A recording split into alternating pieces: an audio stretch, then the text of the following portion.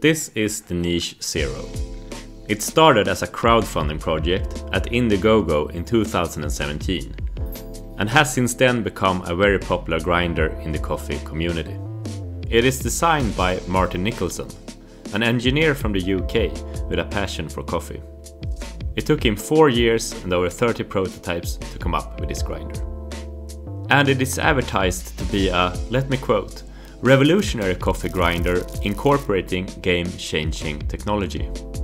And why is that? Well, it is said to be able to grind everything from espresso to pour-overs at excellent quality with zero retention. I'll explain what that is later on, and at a fairly reasonable price.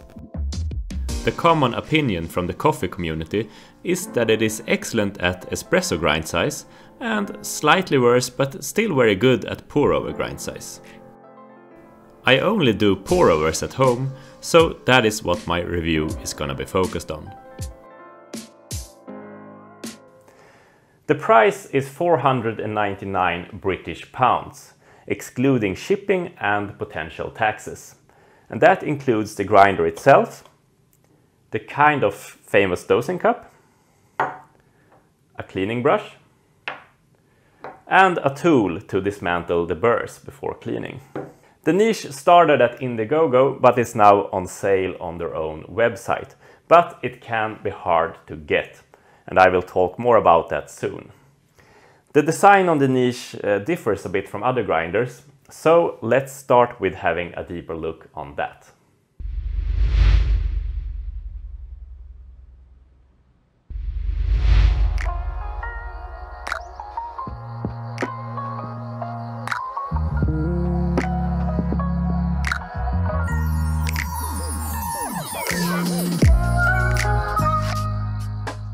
The design differs a bit from the most grinders out there. It's got a retro-ish design with rounded shapes and wooden details, instead of the more square and industrial design that is common in the competition. It feels stable and well built with its thick metal housing. And the dosing cup feels premium as well. And on my white collar version, the black details from the chute and the Niche logo adds a nice contrast. Inside we can find the large 63mm conical burrs.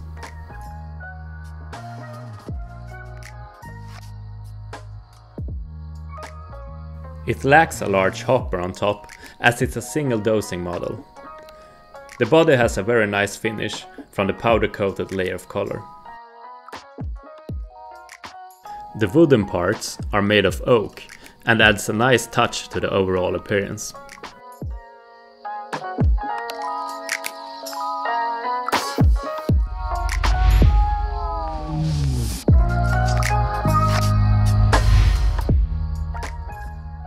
The tray that keeps the dosing cup in place is easily removable for cleaning stray coffee grounds. A nice looking on-off switch accompanied with a power LED that lights red when plugged in. The lid feels pretty nice, even though it's made of plastic.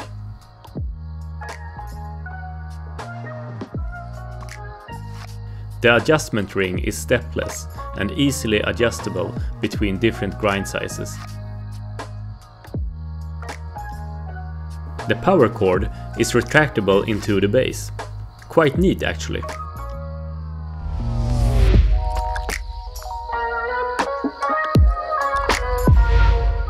So, let us talk about the workflow.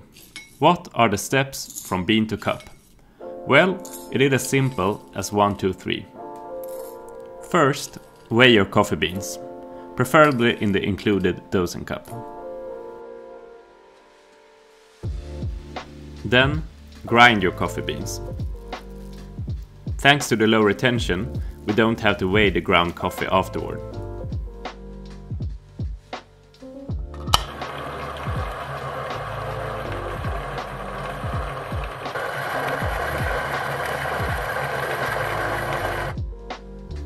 And brew with your preferred method.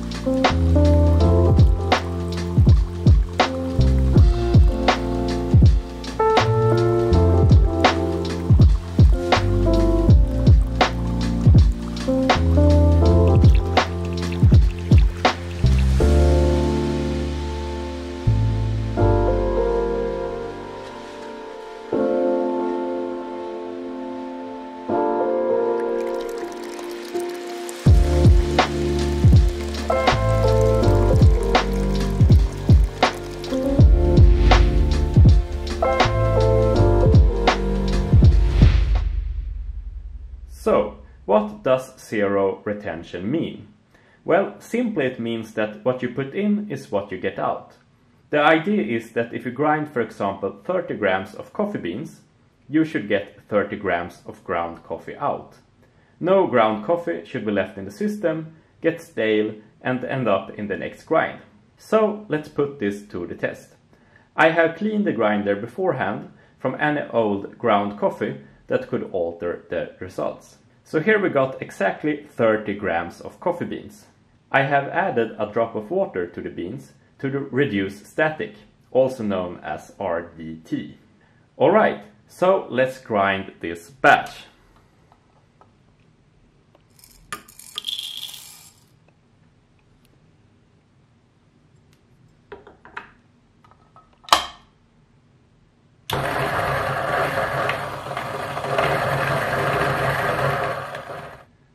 And we are going to weigh the results. 29.9 grams. So that tells us that some of the ground coffee is still inside the niche zero. So it's actually not zero retention, but pretty damn close. For a pour over, this is not gonna change the end result at all.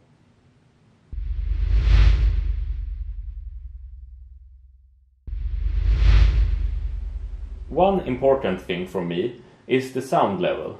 I don't want to have too loud appliances in my kitchen, and especially not for a thing that I use multiple times a day.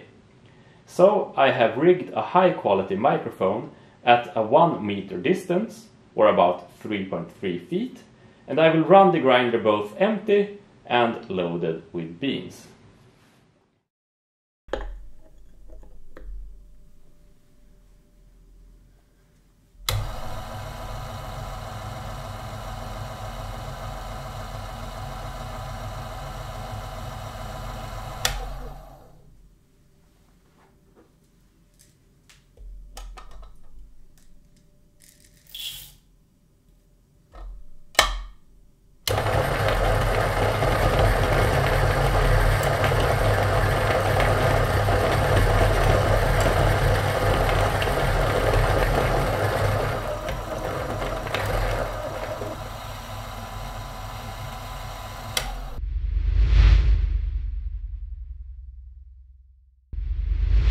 Alright, so I must say that I'm impressed so far, and it's indeed a beautiful grinder with a lot of thoughts behind it.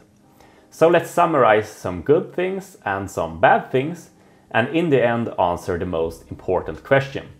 Does it produce a great cup of coffee in correlation with its price? So we're starting with the pros. That it is single dosing. So there's no large hopper that exposes the bean from both oxygen and light, and thus preventing them from going stale. I also love it because I can easily switch between different kinds of coffee during the day. For example, a light roast in the morning and a decaf in the evening. The low retention of coffee grounds, I believe that is key in a good single dosing grinder. The low noise, a must in my kitchen at least. I dislike loud appliances, and especially those you use every day. The build quality. It feels premium, it's sturdy when handling, and stands in place. That it is easy to clean. A quick clean is done in like 5 minutes with no tools at all, and a more thorough cleaning just requires you loosening the center bolt. I will go through these steps in a separate video later on. And finally, that it is easy to dial in. As there is virtually no retention, you don't need to purge the grinder between different grind settings, saving both coffee and time. And here are some plus or minuses depending on personal taste. The design. So some don't like it, as it's looking too much like a kitchen appliance and not a conventional grinder. And I must say that I had some concerns about the design before ordering it. But after receiving it, it's looking so good. It's even better than all the photos and videos out there. And that it has conical burrs. So the preference for conical or flat burrs divides the coffee community, as it produces a slightly different flavor profile. I usually prefer flat burrs for the more clarity it produces, but I can't be negative about the conical burrs in the Niche Zero, as I have produced some really good cups of coffee from it. And here are some negative points. The small hopper. So sometimes when we get visitors over, I might want to brew a larger batch of coffee, for example 60 grams. But the hopper on the Niche can take a maximum of 50 grams, so I need to grind twice. This is not a huge problem, but I wish it was slightly larger. And this is maybe the biggest negative point. It can be hard to get. The Niche Zero is produced in small batches and is usually up for sale once a month. Until just recently you bought it at Indiegogo, where it all started, but today they have moved sales to their website instead. And there is still no queuing system, so if you want to get one, you must be fairly quick, clicking buy and filling in all your personal details before the stock empties. Or else you will have to wait until the next month and hope you are luckier that time. This is something Niche really should look into, as they're probably losing some customers that don't want to wait or getting frustrated at the stressful moment when ordering.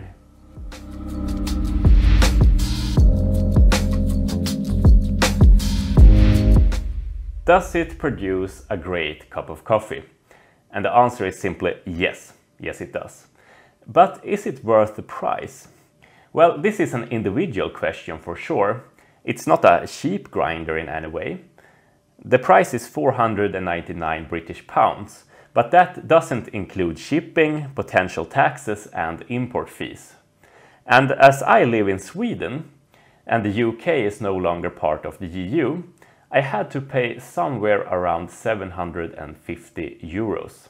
So that is a lot of money.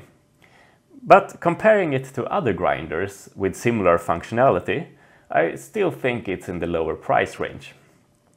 By adding up the great cup of coffees it has given me, the simple workflow and the joy I feel every time I use it, it was definitely worth it for me.